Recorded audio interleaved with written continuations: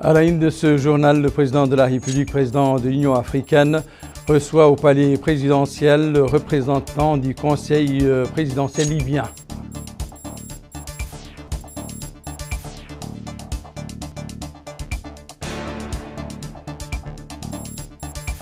Le président de la République remet au Premier ministre une lettre de mission pour mettre en œuvre les objectifs centraux du programme Mon ambition pour la Mauritanie.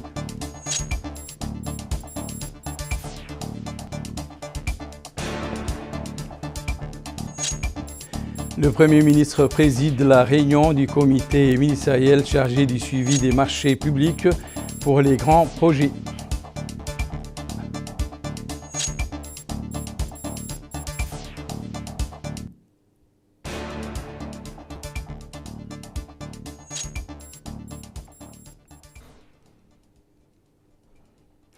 Mesdames, Messieurs, bonsoir et bienvenue à cette édition. Ravi de vous retrouver pour cette nouvelle édition d'information.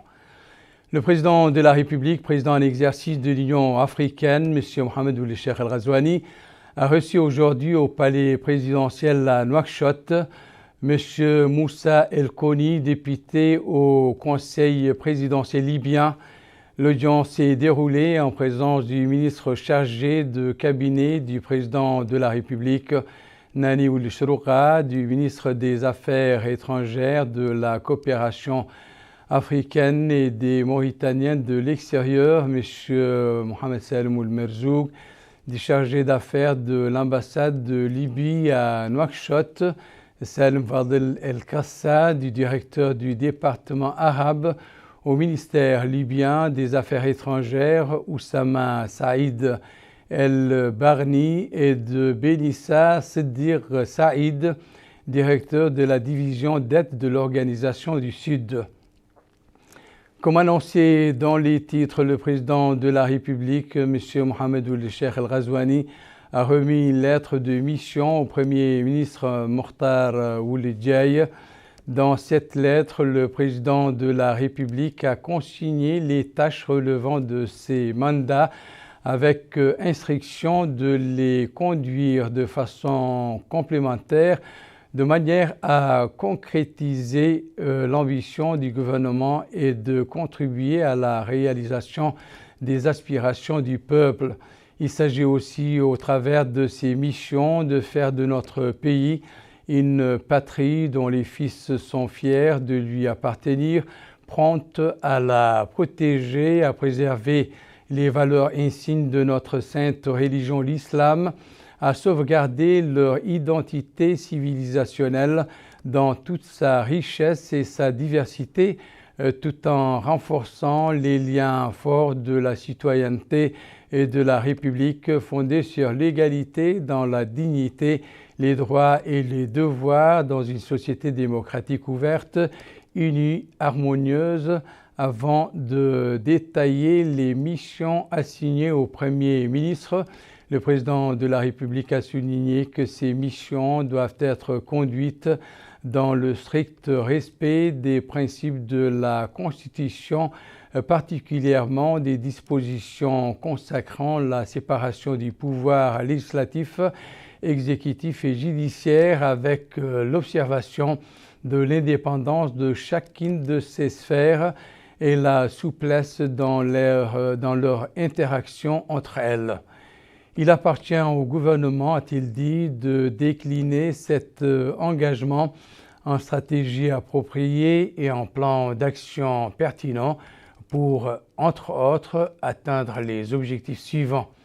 Premièrement, parfaire la construction de l'état de droit et d'institutions solides avec une gouvernance efficace et moderne grâce à l'accélération du rythme des réformes nécessaires à la consolidation de nos institutions démocratiques, à la mise à niveau de notre système judiciaire conformément aux aspirations légitimes de nos citoyens.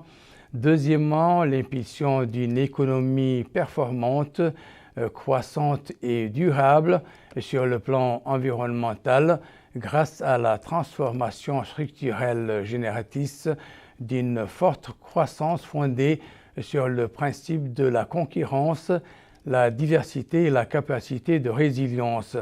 Troisièmement, le développement du capital humain, particulièrement chez les jeunes qui sont le moyen et la finalité de toute action présente et future.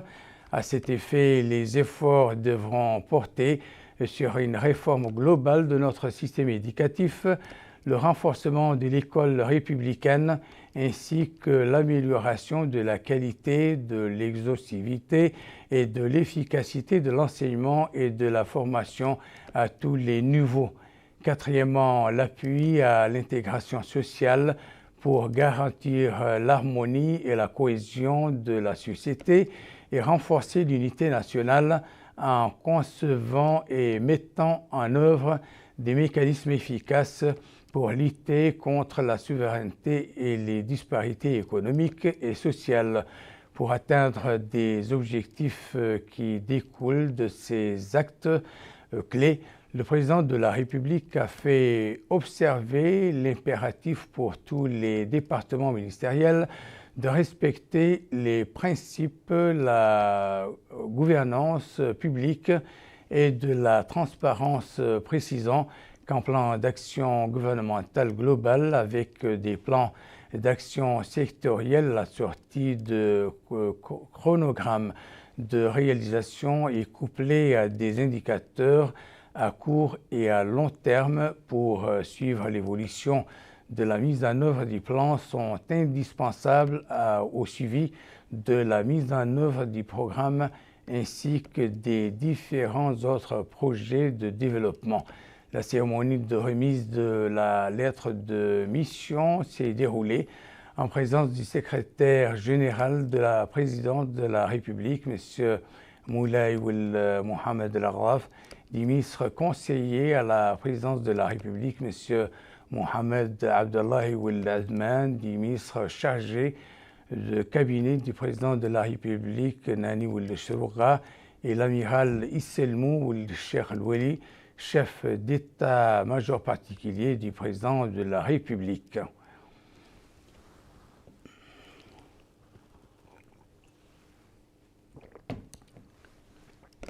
Le Premier ministre Mokhtar Djaï a présidé une réunion du comité ministériel chargé du suivi des marchés publics pour les grands projets. La réunion a comporté un examen sur l'exécution des marchés publics. Dans son discours, le Premier ministre a souligné la nécessité d'activer les mécanismes de surveillance et de suivi afin de mettre en œuvre les directives de son Excellence, le président de la République, Mohamed Ould Cheikh Al-Ghazouani, visant à accélérer le rythme de mise en œuvre des programmes de développement dans notre pays en incarnant la politique de suivi de mise en œuvre des projets nationaux de développement confiés à leur secteur, en soulignant la nécessité d'un suivi efficace et rigoureux des projets dans les délais et avec les exigences requises. Après discussion et délibération, le Premier ministre a chargé le comité technique de préparer un rapport de suivi sur la base d'indicateurs réalistes du portefeuille des marchés publics pour les programmes nationaux de développement. À l'issue de la réunion, le Premier ministre a donné instruction au secteur concerné d'identifier les efforts en vue d'accélérer le rythme de mise en œuvre des projets de développement et de lever tous les obstacles qui entravent l'avancement de l'exécution des marchés publics. Plusieurs membres du gouvernement ont déposé aujourd'hui au palais de justice de Nouakchott leur déclaration de patrimoine devant la Commission pour la transparence financière de la vie publique, présidée par le président de la Cour suprême, M. Cheikh Ahmed Ould Sid Ahmed, président de la Commission. À cet effet, El Mostafa Ould Sid Mou, secrétaire rapporteur de la Commission, a reçu les déclarations de patrimoine des messieurs Hanan Ould Sidi, ministre de la Défense, des Retraités et des Enfants, des martyrs, Sidi Yahya Ould Cheikhna Ould Mrabط, ministre des Affaires islamiques et des enseignements originels, Abdallahi Ould Wadi, ministre de la Santé, Cham Ahmed Tidjani, ministre des Mines et de l'Industrie, Mamoudou Niang, ministre de l'Habitat, de l'Urbanisme et de l'Aménagement du Territoire, Amal Mouloud, ministre de l'Hydraulique et de l'Assainissement, et Yacoub Ould Senval, ministre délégué auprès du ministre de l'Intérieur, de la Promotion de la décentralisation et du développement local, chargé de la décentralisation et du développement local. De leur côté, le délégué général à la solidarité nationale et à la lutte contre l'exclusion, Tazo, Cheikhna, ou du moins Cheikh Abdallahi Bedh, le commissaire aux droits de l'homme, à l'action humanitaire et aux relations avec la société civile, Sid Ahmed Ali Bonnan, et la commissaire à la sécurité alimentaire, Madame Fatimatou Mahfouz Ould Khati, ont également déposé jeudi au palais de justice de Nouakchott leur déclaration de patrimoine à la Commission pour la transparence financière dans la vie publique, présidée par son président, M. Cheikh Ahmed Ould Sid Ahmed, son président et également président de la Cour suprême. Cette mesure intervient en application de la loi 2007-54 du 18 septembre 2007 relative à la transparence financière de la vie publique, disposant que le président de la République, le Premier ministre, les membres du gouvernement, les titulaires de hautes fonctions et les autres fonctionnaires sont tenus de déclarer le patrimoine à la Commission pour la transparence financière de la vie publique. Le ministre de la Formation professionnelle, de l'Artisanat et des Métiers, M. Mohamed Melainin Oulei, a visité aujourd'hui l'école d'enseignement technique et de formation professionnelle en bâtiments et travaux publics de Riyad à Nouakchott Sud. Plus de détails sur la visite dans ce reportage de Moussa Ndiaye. Le programme de la visite du ministre de la Formation professionnelle, de l'Artisanat et des Métiers, M. Mohamed Melainin Oulei, l'a conduit à l'école d'enseignement technique et de formation professionnelle en bâtiments et travaux publics de Riyad, en Nouakchott Sud. L'objectif de cette visite est de s'informer sur les programmes, activités, plans d'action de cette structure, sa mission, le rôle de premier plan qu'elle joue dans le domaine de la formation professionnelle à travers ses différentes spécialités et les problèmes auxquels elle est confrontée. Dans sa déclaration face à la presse, M. Mohamed Melainin Oulei a déclaré que sa visite d'aujourd'hui, en compagnie des autorités administratives et en présence des principaux responsables de son département, élus locaux de la Muqata'a de Riyad et partenaires de l'Allemagne qui appuient, dit-il, ce centre sur le plan technique, coïncide avec la mise en place du plan d'action pour l'année prochaine. Ce plan, dit-il, va couvrir plusieurs domaines d'activité de cette école afin qu'elle puisse jouer pleinement son rôle pour renforcer l'économie nationale et offrir plusieurs opportunités d'emploi. Le maire de Riyad, M. Abdullah Idrissa Khan, a dit que cette importante infrastructure est en bonne position dans sa commune, ce qui, dit-il, reflète l'intérêt qu'accorde le pouvoir public aux infrastructures de base, notamment dans le domaine de l'éducation et de la formation professionnelle. De son côté, M.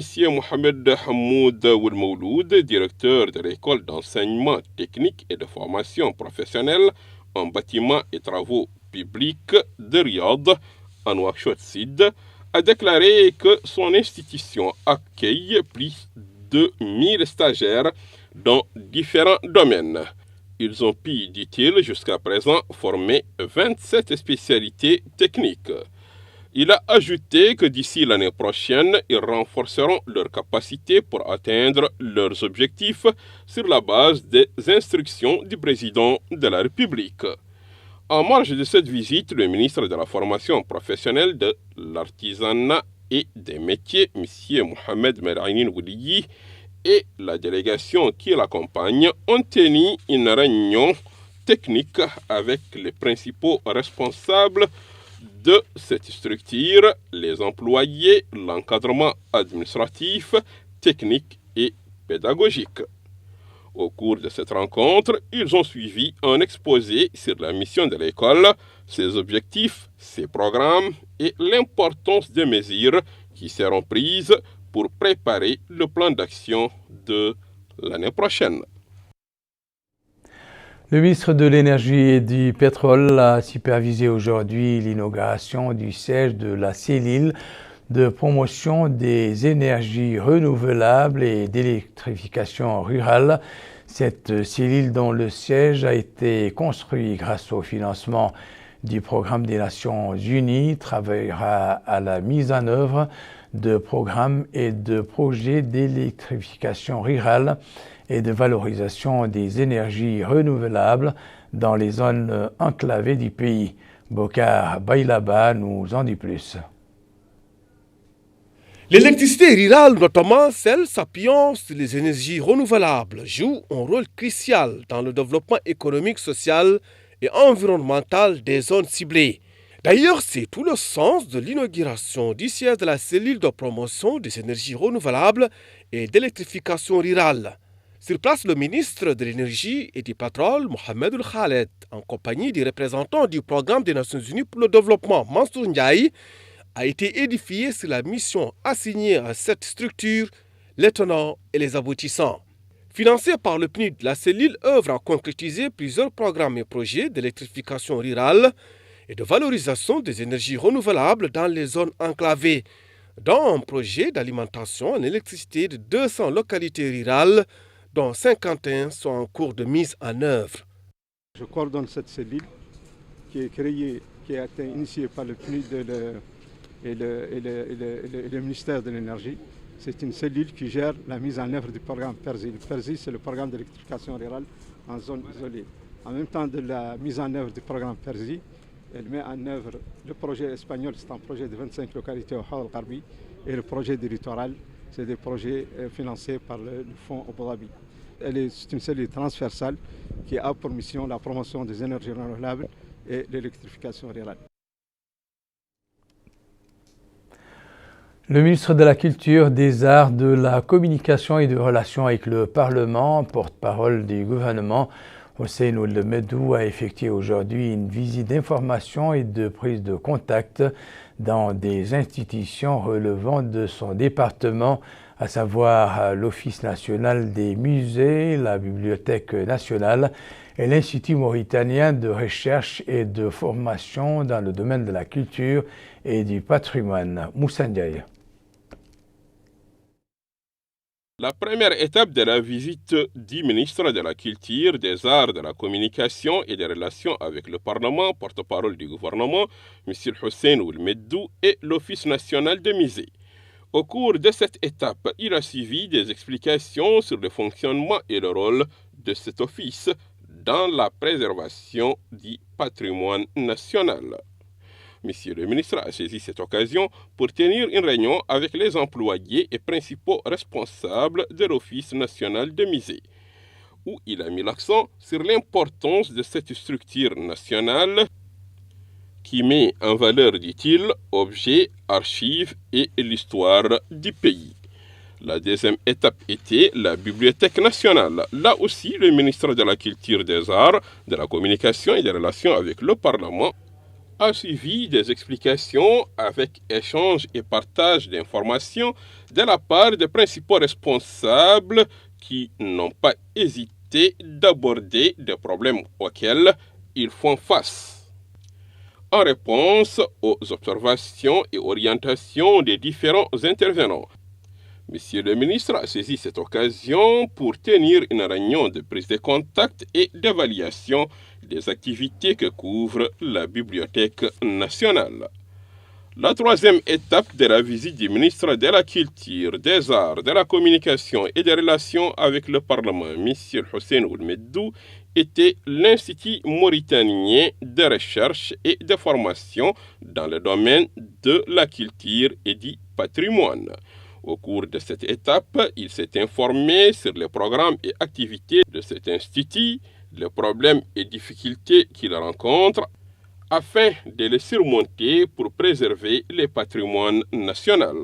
Dans son intervention face aux responsables et employés de cette structure nationale, M. le ministre espère voir la nouvelle politique du gouvernement apporter des moyens nécessaires pour renforcer l'action culturelle en Mauritanie. Des membres du gouvernement ont commenté hier soir les résultats du Conseil des ministres. Il s'agit des ministres de la Culture, des Arts, de la Communication et des Relations avec le Parlement, porte-parole du gouvernement, Hussein Ould-Meddou, de l'économie et des finances, Sid Ahmed Ould-Lebbou, de l'hydraulique et de l'assainissement, Amal Mouloud. Bokar Baylaba. Face à la presse, le ministre de l'économie et des finances, Sid Ahmed Ould-Lebbou, a souligné que le projet de loi sur les obligations sécurisées adopté en Conseil des ministres harmonise plusieurs textes qui existaient afin de créer un cadre juridique idéal. Selon lui, cela permet aux établissements de crédit de diversifier leurs sources de financement. Et il a précisé que le texte définit les modalités d'émission d'obligations sécurisées ainsi que les garanties y afférentes. Il a expliqué que les obligations sont des actifs constitués de crédits hypothécaires choisis en fonction de leur qualité. Et le ministre d'assurer que cela va dynamiser l'économie nationale en permettant aux investisseurs d'obtenir des crédits en échange d'une reconnaissance de dette qui est émise par un établissement reconnu par la Banque centrale de Mauritanie en contrepartie d'un prêt. Ceci est possible pour un financement à court, moyen et long terme. Et il a indiqué qu'un mécanisme sera mis en place pour garantir l'obligation afin que l'investisseur ne perde pas son capital. S'agissant des problèmes d'approvisionnement de la ville de Nouakchott en eau potable, la ministre de l'Hydraulique et de l'Assainissement, Mme Amal Mouloud, a fait l'historique sur les causes de la baisse de la production au niveau d'Aftout Sahali durant l'hivernage à cause de la montée des eaux boueuses. La ministre a souligné que les installations sont prévues initialement pour traiter entre 800 et 1000 m3. Or, en hivernage, la station a dépassé ce seuil avec ses 2300 m3. Il a indiqué que la situation est meilleure que l'année dernière. En ce qui concerne l'immédiat, elle a annoncé que la décision a été prise pour rationaliser l'existant afin d'alimenter tous les quartiers de Nouakchott. Et cela consistera à augmenter la production, notamment Idini et Aftout Sahli. En réponse à la question sur le programme Mon projet, mon avenir, le ministre de la Culture, des Arts, de la Communication et des Relations avec le Parlement, porte-parole du gouvernement, Hussein Ould-Meddou, a rappelé que celui-ci a été conçu pour résorber le chômage des jeunes. Il a précisé que cela fait partie des efforts de l'État pour promouvoir l'employabilité des jeunes. Concernant la grève des médecins, il a déclaré que les autorités sont ouvertes à un dialogue permettant de sortir de cette situation. D'après lui, les citoyens doivent continuer à accéder aux services de santé de manière convenable et en tout temps. L'Union des auteurs et écrivains mauritaniens a organisé à son siège une lecture du recueil des poèmes intitulé « Prise de conscience ». Le président de l'Union des auteurs et écrivains mauritaniens, Khalil Ould-Nahwi, a indiqué que l'Union célèbre cette importante publication culturelle porteuse d'un ensemble de valeurs que l'auteur du livre présente au public littéraire à travers les thèmes qu'il a abordés en présentant son recueil et en parlant de son expérience. Le poète Mohamed a dit qu'il était reconnaissant envers cette assemblée, remerciant l'Union des auteurs et écrivains mauritaniens pour son appréciation de cette œuvre poétique et déclarant que les recettes financières de cette collecte seront affectées au soutien de Gaza. À l'issue du colloque, l'Union des auteurs et écrivains mauritaniens a remis 2 certificats d'honneur aux poètes Mohamed Ali et Mohamed Val Mohamed. L'Office national des musées a abrité aujourd'hui les activités de la réunion annuelle d'orientation organisée par l'Union nationale des étudiants mauritaniens au profit des nouveaux étudiants boursiers. L'organisation de ce forum a pour but de guider les étudiants et leur donner les informations nécessaires pour les spécialisations dans les universités qui les accueilleront. Les interventions des représentants des syndicats et des associations étudiantines ont mis en relief l'importance de l'orientation, notamment en leur fournissant les informations nécessaires sur les universités en termes de spécialisation, de logement et de transport. Le rappel à présent des principaux titres de cette édition. Le président de la République, président de l'Union africaine, reçoit au palais présidentiel le président du Conseil présidentiel libyen.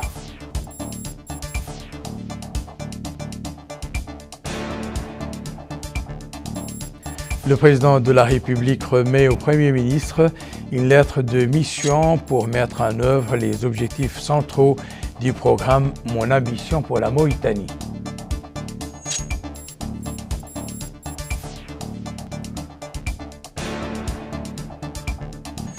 Le Premier ministre préside la réunion du comité ministériel chargé du suivi des marchés publics pour les grands projets.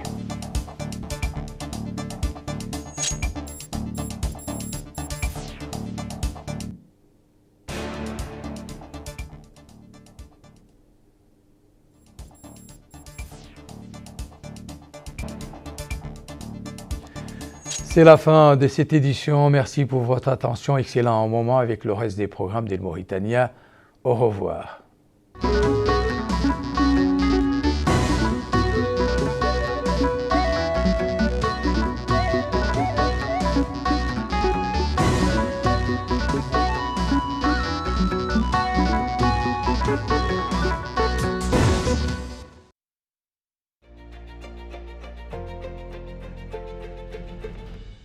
أن نجاعة السياسات العمومية في خدمة الشباب والمواطن عموما رهينة بقيام حكامة رشيدة، فستكون حربنا ضد الفساد حربا مصيرية لا هوادة فيها،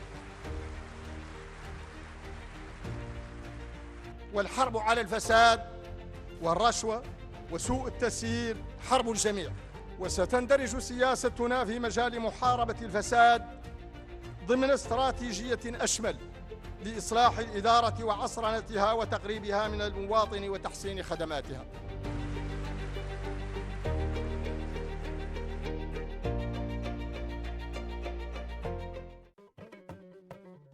مرحبا بكم في حلقة جديدة من السلسلة التثقيفية اللي قدم البنك المركزي الموريتاني. في هذا الفيديو راح نتكلموا عن السلف الإسلامي ولا نركزوا على سلف المضاربة. تابعونا ياك تزيدوا معرفتكم عن هذا الموضوع. إذا عدتم من أصحاب المهن والله الشركات وفي نيتكم عنكم تستثمروا في مشروع ولا عندكم الفضل الكافية، عندكم خيار المضاربة. الخطوة الأولى هي إبرام عقد مضاربة مع واحد من البنوك يوضح فيه عن البنك ملتزم أنه يمول لكم مشروعكم، ومن جانبكم تتحملوا مسؤولية تسيير المشروع. عقب ذاك تتوجهوا للخطوة العملية عن البنك يطرح تحت تصرفكم الفضل اللازمة اللي تسمح لكم عنكم تبدأوا تسيير مشروعكم. إذا ينتج المشروع أرباحه راح تقسم بينكم انتم والبنك حسب نسبة من الربح منصوص عليها في بداية العقد، وتقد تعود ثابتة والله متغيرة حسب المتفق عليه. إذا يتعرض مشروعكم للخسارة البنك